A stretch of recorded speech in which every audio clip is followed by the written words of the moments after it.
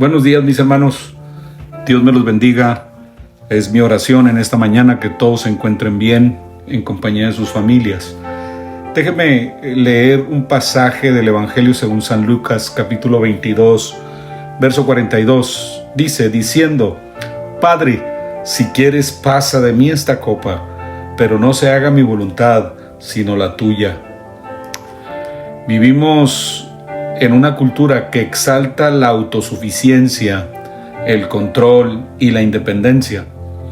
Sin embargo, la vida cristiana no se trata de imponer nuestra voluntad a Dios, sino de rendir nuestra voluntad a Él. La palabra rendición no significa derrota espiritual. Significa reconocer que Dios sabe más, ve más lejos y tiene mejores planes para nosotros. La verdadera rendición es el acto de colocar nuestros deseos, nuestros sueños, temores y planes en las manos del Señor. El mayor ejemplo de rendición lo encontramos en nuestro Señor Jesucristo en el huerto de Getsemaní. Jesús expresó, Padre, si quieres pasa de mí esta copa. Jesús sabía perfectamente lo que le esperaba. ¿Y qué era lo que le esperaba? La cruz, el sufrimiento físico, el rechazo y el peso del pecado del mundo. La expresión esta copa en la Biblia simboliza frecuentemente el juicio y el sufrimiento que Dios permite. Y eso lo puede usted encontrar, o lo encontramos, mejor dicho, en el libro de Isaías 51:17 y Jeremías 25:15. Jesús no fingió que el sufrimiento no existía. Expresó honestamente su angustia delante del Padre. Y estando en agonía, oraba más intensamente. Es el verso 44. La rendición no consiste en negar nuestras emociones. Podemos sentir miedo, podemos sentir tristeza, aún incertidumbre, pero aún así someternos a Dios. Muchas veces creemos que rendirse significa no sentir dolor. Jesús nos enseña lo contrario. Podemos llorar, sufrir y aún así obedecer.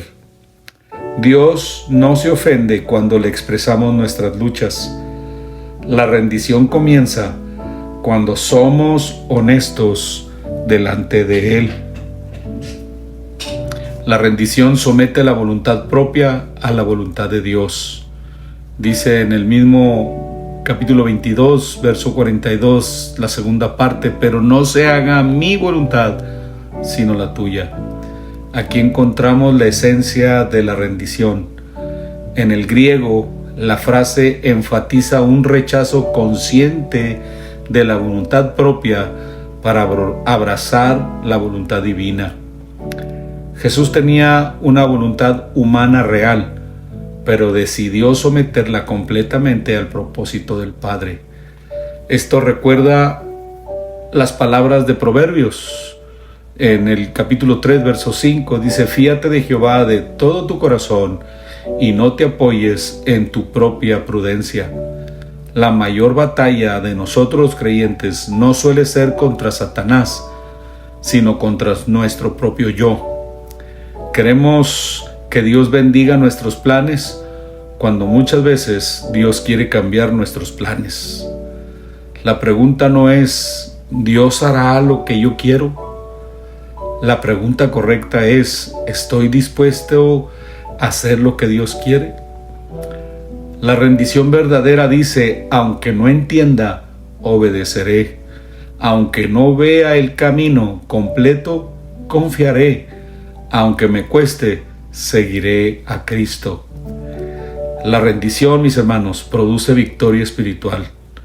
Después de Getsemaní vino la cruz, pero después de la cruz vino la resurrección. La obediencia de Cristo abrió el camino para la salvación de toda la humanidad. El apóstol Pablo escribió, y estando en la condición de hombre, se humilló a sí mismo, haciéndose obediente hasta la muerte y muerte de cruz. Filipenses 2:8. Y luego también añade, por lo cual Dios también lo exaltó hasta lo sumo. Verso 9. La rendición siempre precede a la exaltación.